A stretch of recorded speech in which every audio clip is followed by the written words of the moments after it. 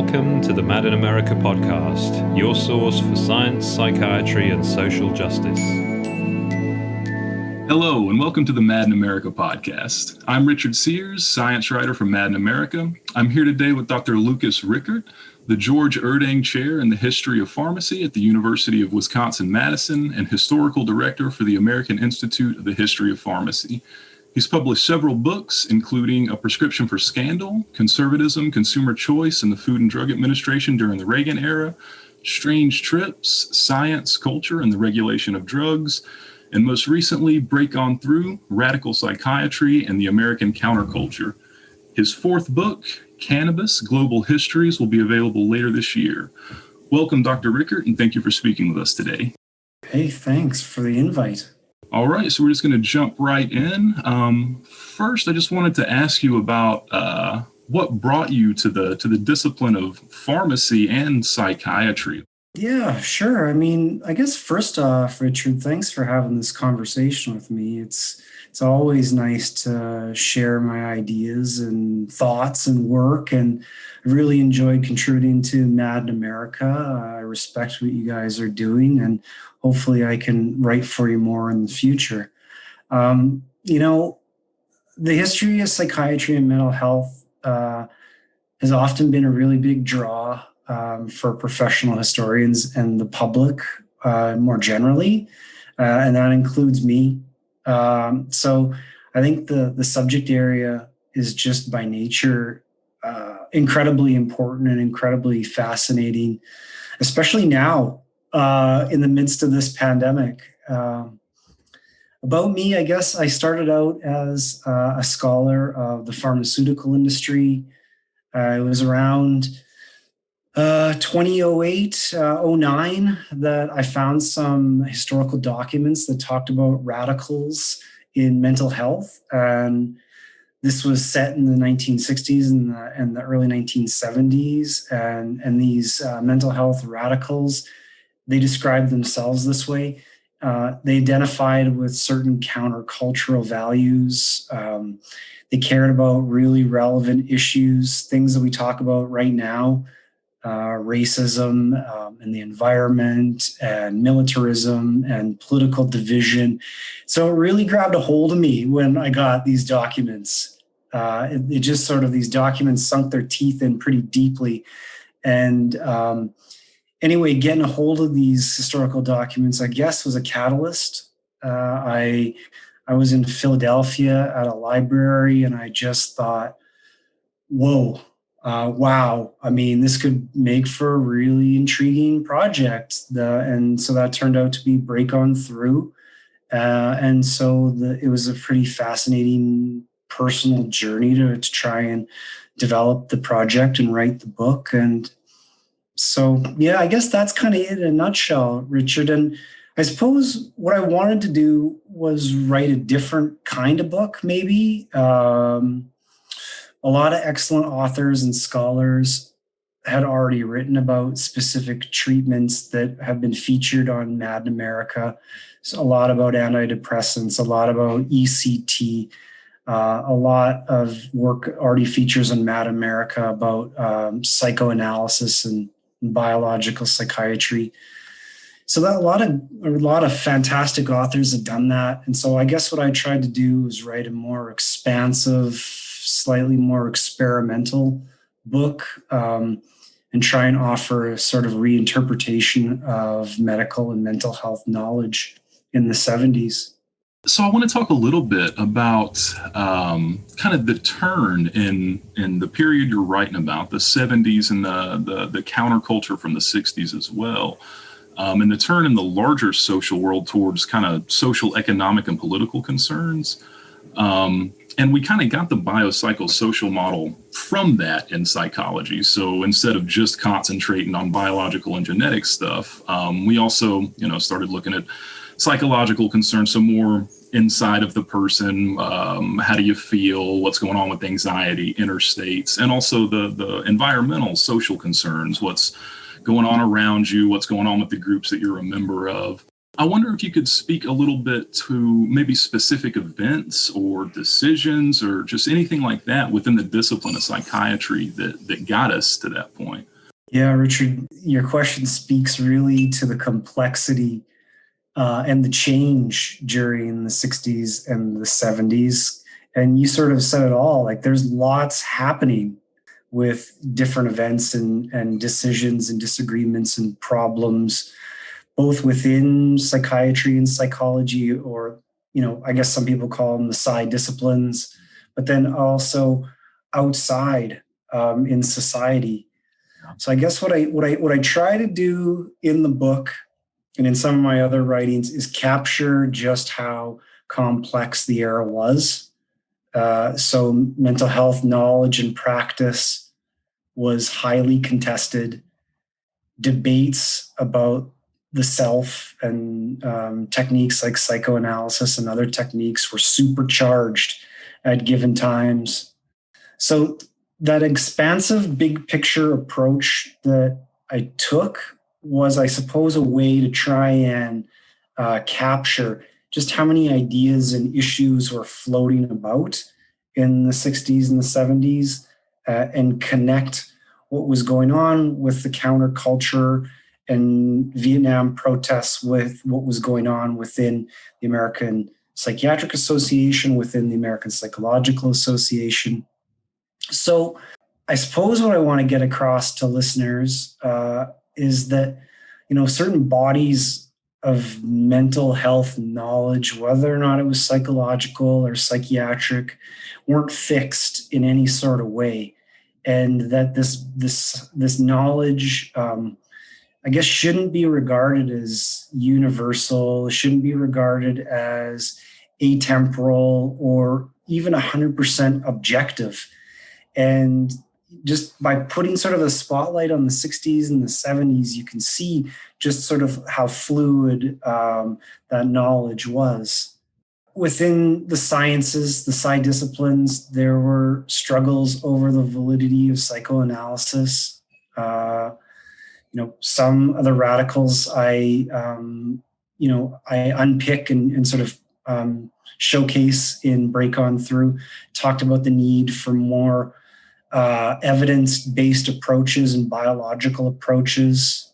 At the same time, you had the emergence of slightly new, fringy, maybe, mental health treatments. Primal therapy was one. Arthur Janoff put this forward in California. But then at the same time, again, on the periphery, you had the rise of parapsychology in the late 60s, 1970s, as sort of part of this bubbling ferment of ideas. So even the head of the American Psychiatric Association in 1968, his name was Raymond Wagoner, said that change was necessary. And I just jotted down one of the quotes from the book. He said that change was a catchword in American life, and that the American psychiatrists ought to be more action-oriented, that we shouldn't be afraid to be social activists. And he added, and remember, this is the head of the APA, he says psychiatry ought to play a more constructive role in our future society. And so, I thought that was interesting for a lot of reasons, and I think it's interesting now too. Yeah, becoming much more relevant by the day, maybe it seems like. Yeah, I certainly think so, yeah. So you mentioned this kind of like this fluidness of the time period, the kind of not fixedness going on, a lot of like the primal therapies and stuff like that were being tried at the time. I know a lot of our listeners and a lot of our readers are going to be familiar with the psychiatric survivors movement and Judy Chamberlain and what she did for that. And I know you've written about that for Mad in America before a little bit. So I wonder if you could speak to the counterculture's influence on the psychiatric survivors movement and Judy Chamberlain a bit. Yeah, it's important, I think, in a lot of different ways. I guess I would say, first of all, about the psychiatric survivor movement, that a lot more people need to be engaged with this sort of history and this sort of work. And I think that a lot more can be written about this in the future. I think that other people like myself who do this as writers need to work more closely with these movements to tell the stories better in the future. So that's the first thing I'd say. I reckon that the countercultural movement, that the protest and the activism definitely influenced the movement, the psychiatric survivor movement. You see ex-mental patients, interest groups emerging that organized all sorts of demonstrations. They circulated petitions. They had all sorts of awesome lobbying activities, but then also initiated legal proceedings against different mental health groups and institutions.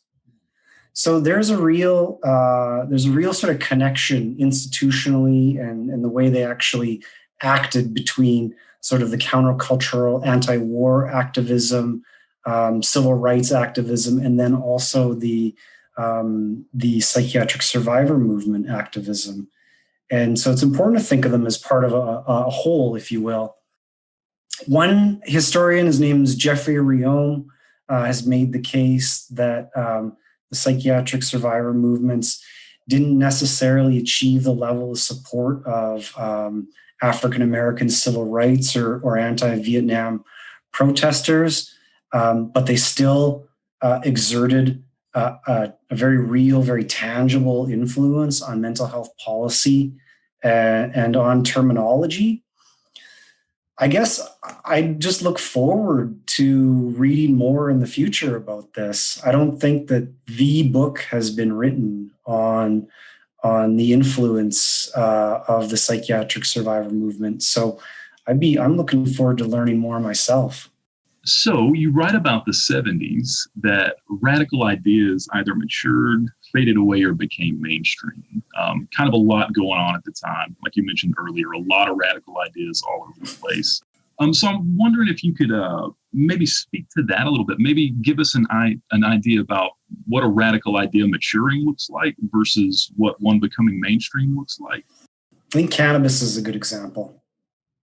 So the debate over cannabis. Many of us know in 2021, cannabis is placing pressure on public health officials, on politicians, on psychiatrists, psychologists, small business owners, marginalized groups. And this is the same 50 years ago when I was, that's the setting of the book. Nowadays, we've got this sort of high intensity, increased marketing. We've got more availability of CBD, super high THC content products that are synthetic. We've got more and more consumer demand.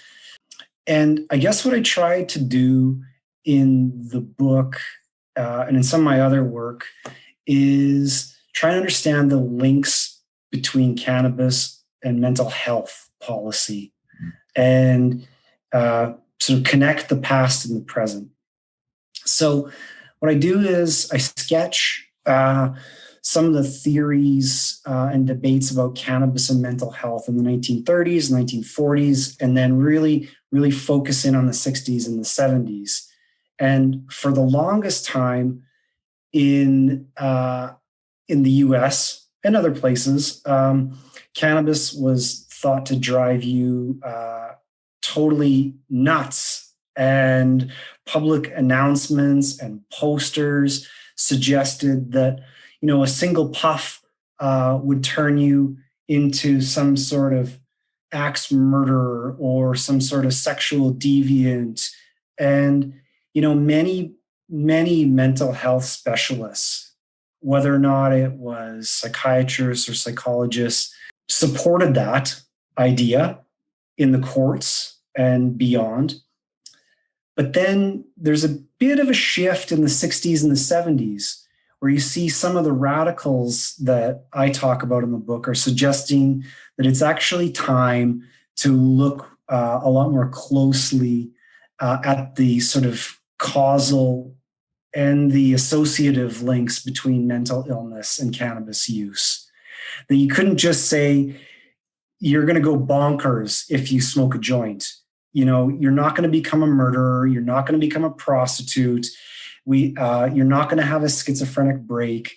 Let's look at the evidence at this. And so these radicals weren't really proposing anything all that radical, right?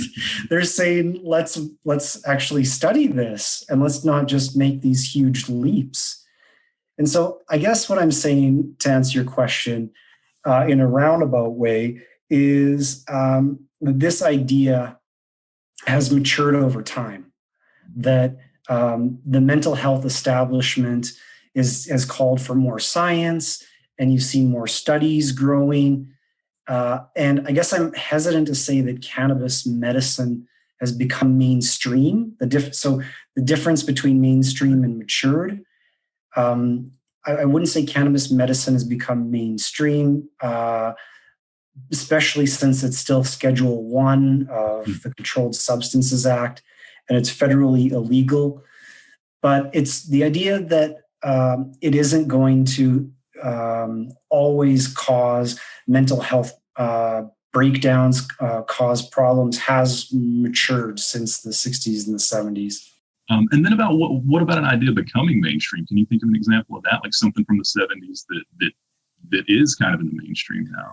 Yeah, I would say that the radicals, as they pushed for essentially more evidence around certain mental health disorders. So one was homosexuality. The radicals said, we need to think more seriously about how we're actually creating these disorders and then diagnosing certain people. The radicals suggested that they needed a more biological approach. We couldn't just call someone something, that we needed to actually think seriously about how this happened. So you begin to see a shift towards biological psychiatry and a little bit of a move away from psychoanalytic approaches.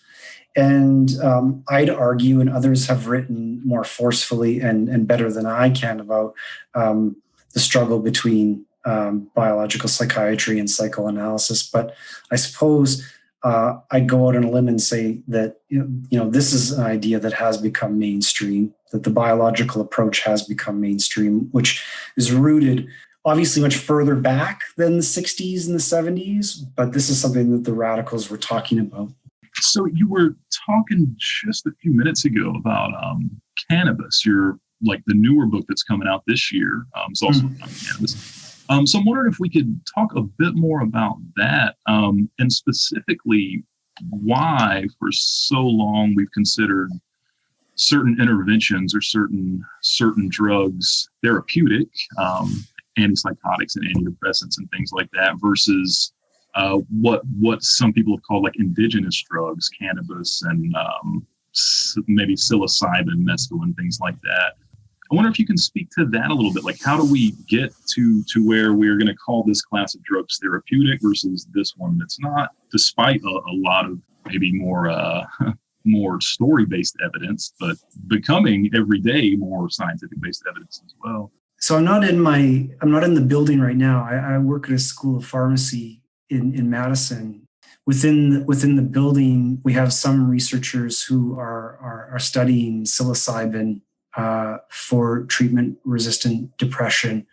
So I just automatically think about that and some of the sort of the set and setting, the room that's actually created to help with the testing.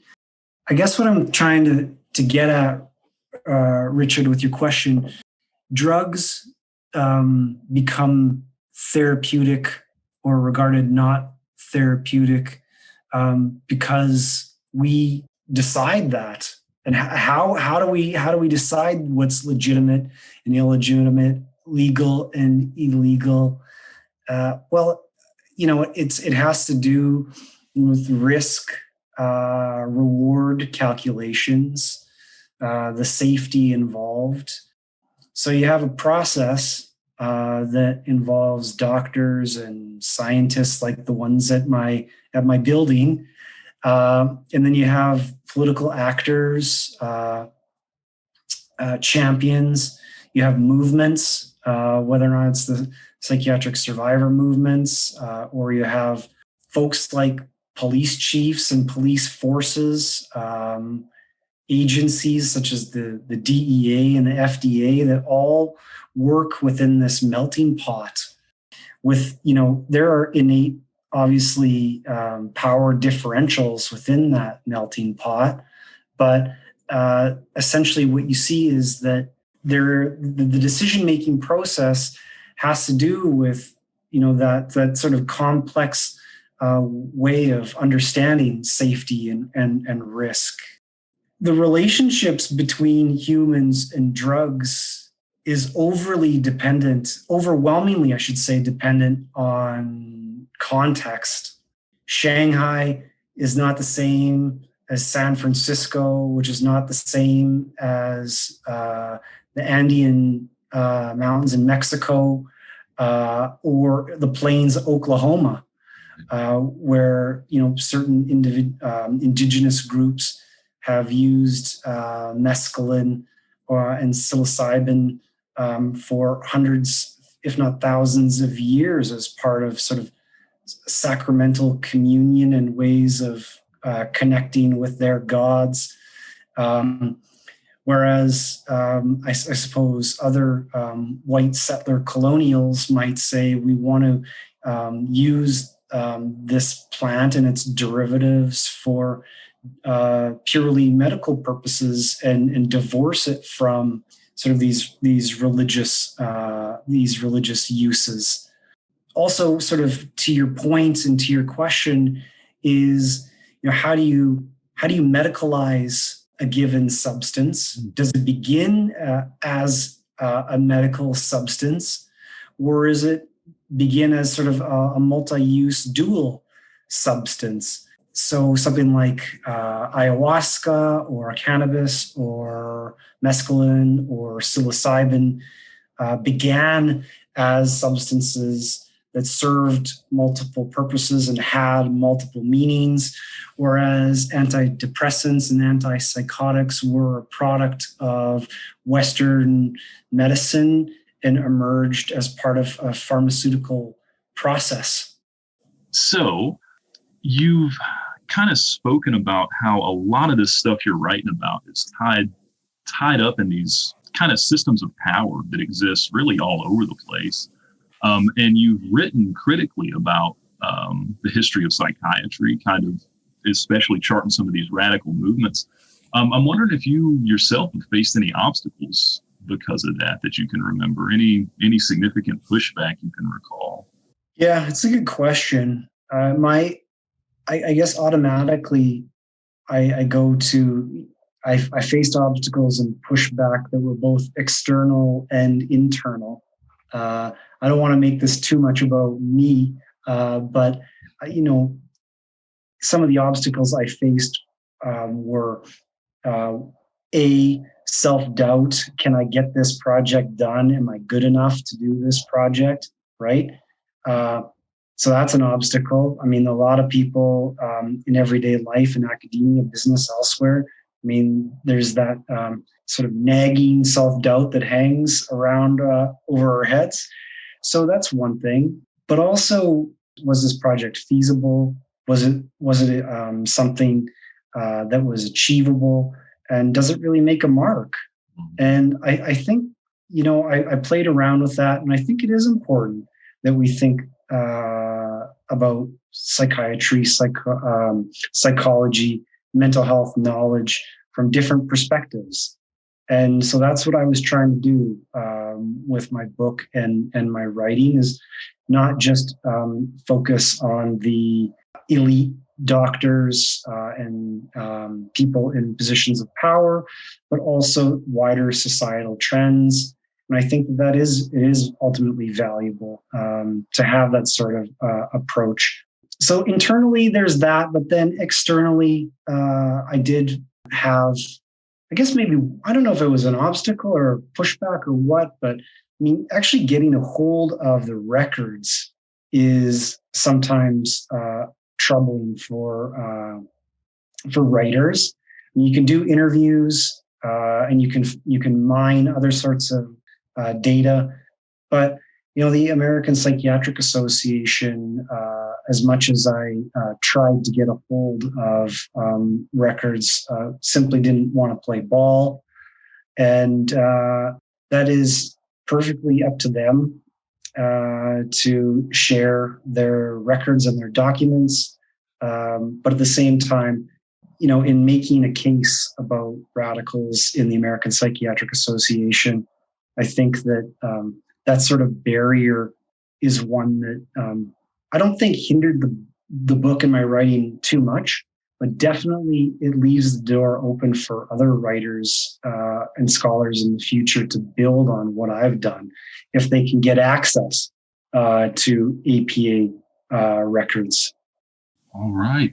Wondering if you can tell us about something you learned while you were working on Break On Through that most of us probably don't know, that you think might be important for us to know. That's a good one. So there are all sorts of power structures in psychiatry and in psychology, and especially just in mental health more generally.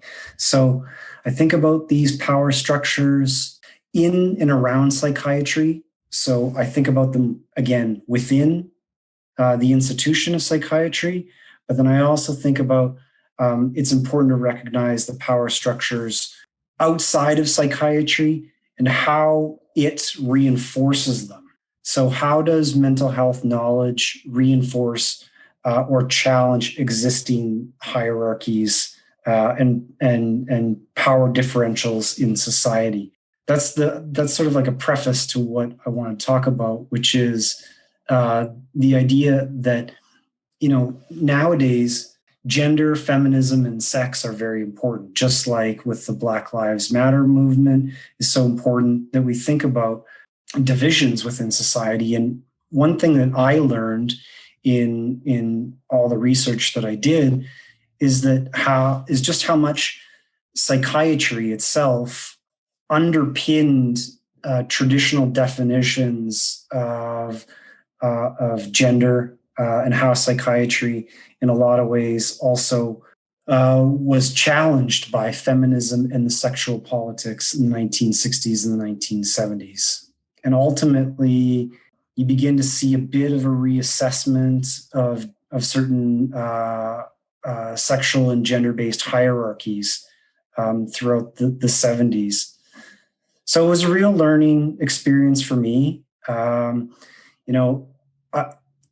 As a young kid, as an undergrad, I learned about just on the surface. I learned about mothers' little helpers, right? I mean, the idea of women taking benzodiazepines and how essentially bennies reinforce sort of the nuclear family in a way. They reinforced sort of the traditional family setup.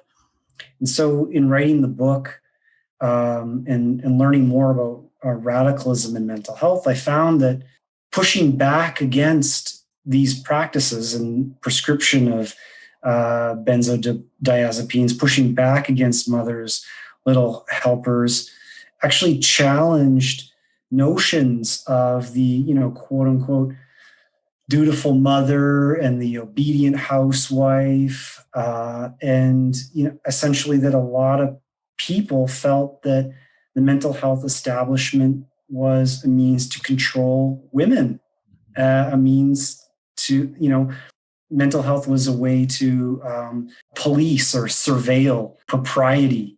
The mental health establishment was a way essentially to control women And so that was something that I learned, certainly. And I found it really fascinating. I think that also another thing that maybe I learned that listeners may or may not know about is that the ethical codes around patient and provider contact, sexual contact, didn't change until the 1970s. These ethical codes in the American Psychiatric Association finally declared sexual activity with patients unethical in 1973. The American Psychoanalytic Association said it was declared sexual activity with patients wasn't allowed in 1975. The American Psychological Association said it was unethical in 1977. So, I mean, I guess all I'm saying is that this is incredibly late in my view. I didn't know a ton about this when I started off reading and researching this. And so I think this is all, these changes in the 1970s are a direct result of women radicals in mental medicine pushing back against the establishment and pushing back, I guess, against patriarchy. You talked a little bit just now about those power structures and kind of the idea that a lot of the radicals thought of psychiatry and psychology as something that kind of kept women in their place, so to speak, that kind of exalted control over them. I've read authors write similar things about like minority communities, for instance. I know authors have written things about minority communities being reluctant to like go to medical doctors, to go to psychiatric doctors, things like that. So it's kind of a two-part thing. I guess is there anything that discipline can do to kind of to heal those wounds, do you think? And is it a good idea for those groups that maybe have been kind of oppressed, to use that term, by psychology in the past? Is it a good idea for them to kind of embrace it, do you think? So, yeah, I think that probably psychologists should own its past for all its strengths and weaknesses and be ready to collaborate and try and work as much as they possibly can with different populations, being as frank as they can. I have some colleagues in the School of Pharmacy who work with different marginalized populations in Milwaukee and Madison and elsewhere, and they tell me that this is hard. This is not an easy sort of progress to make. Focus groups, conversations have to happen, and trust isn't earned overnight. I think there's a real legacy of oppression with mainstream medicine and certain groups. Again, some colleagues of mine, their own work bears this out, that there's a lot of mistrust. And I'm not sure if I'm the guy to answer necessarily how to overcome that, but I think certainly the radicals in the 60s and the 70s suggest in their writings that it was important to embrace what was happening and not be as neutral about outside forces. All right. Well, thank you so much. Well, thank you. I appreciate the talk. Thank you for listening to the Mad in America podcast. Visit madinamerica.com for more news, views, and updates.